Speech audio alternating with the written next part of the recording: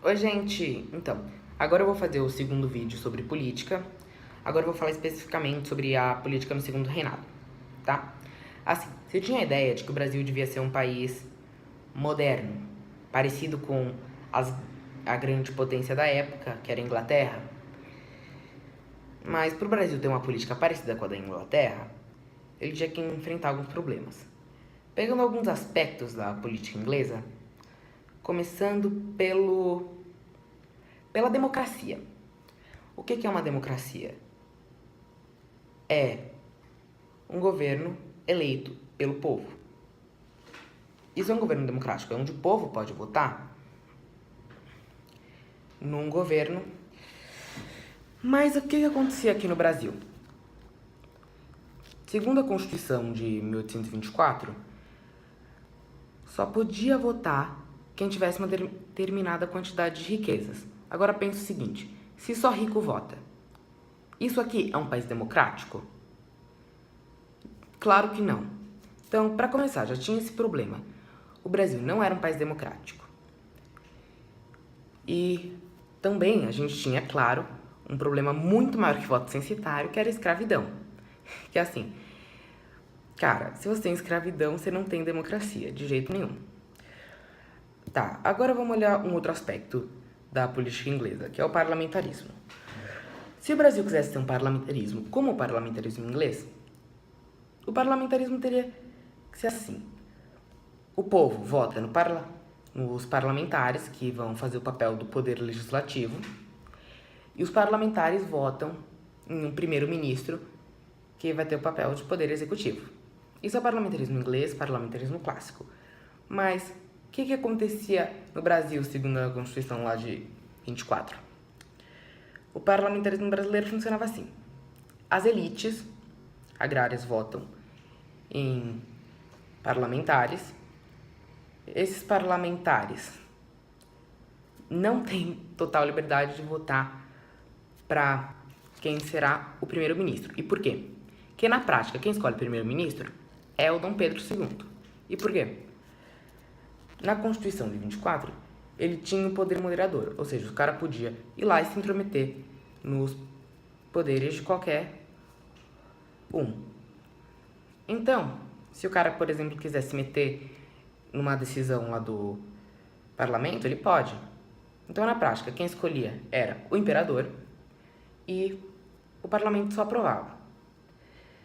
E, por causa disso, o parlamentarismo brasileiro era chamado de parlamentarismo às avessas, que era meio que o contrário, né? O parlamentarismo lá se tratava de, poder do povo, abaixa a coroa. E no parlamentarismo brasileiro, quem tinha poder? A coroa. E não o povo.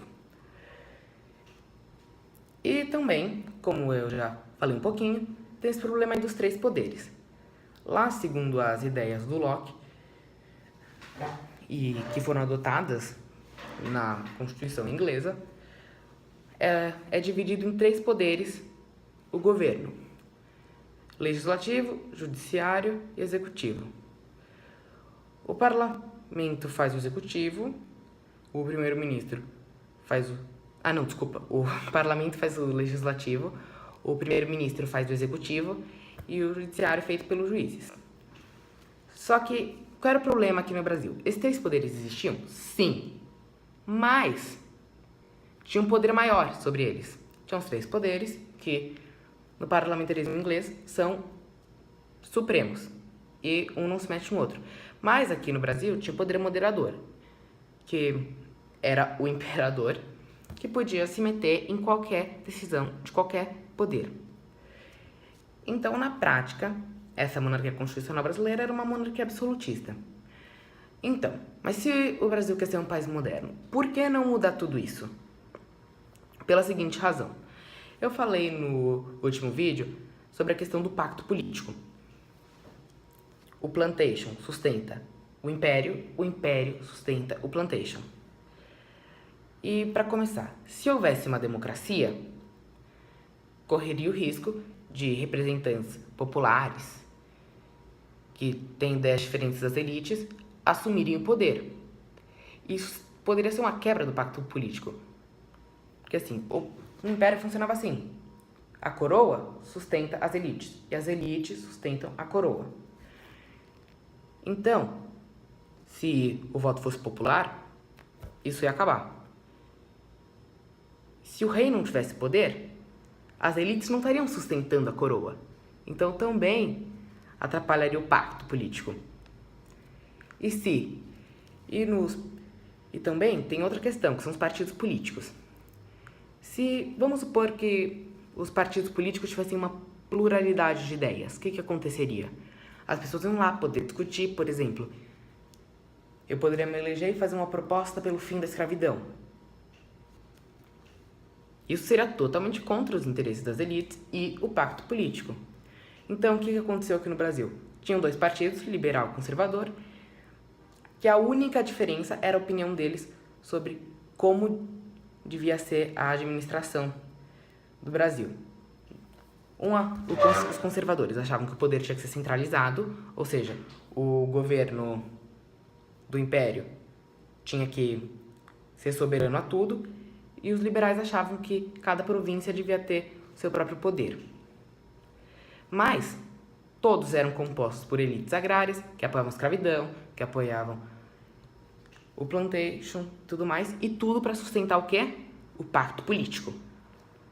Entendeu? E é por isso que o Brasil não ia conseguir. Por quê? Se qualquer uma dessas coisas mudasse, ia acabar com o pacto político. Se o pacto político acabasse, ou as elites caíam, ou o império caía. E como ninguém queria isso, resolveram deixar como tá. E, assim, resumindo, o Brasil se tornou um país onde o poder era totalmente centralizado, onde a população era excluída da política, se tornou um império tropical, no qual a gente virou uma cópia mal feita de outros grandes países. E também o Dom Pedro fez uma coisa para dar estabilidade política, que foi o seguinte, a política de conciliação. E o que ele fazia? Como era ele que decidia tudo, ele resolveu fazer o seguinte, tá, vamos fazer um rodízio de primeiros ministros. Um vai ser conservador, o outro vai ser liberal. Assim a gente dá uma estabilidade e não vai ter problemas.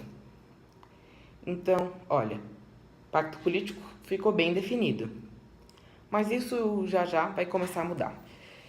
E esse é o segundo vídeo sobre política. Isso aqui que eu tenho para falar sobre a política do segundo reinado. Tchau.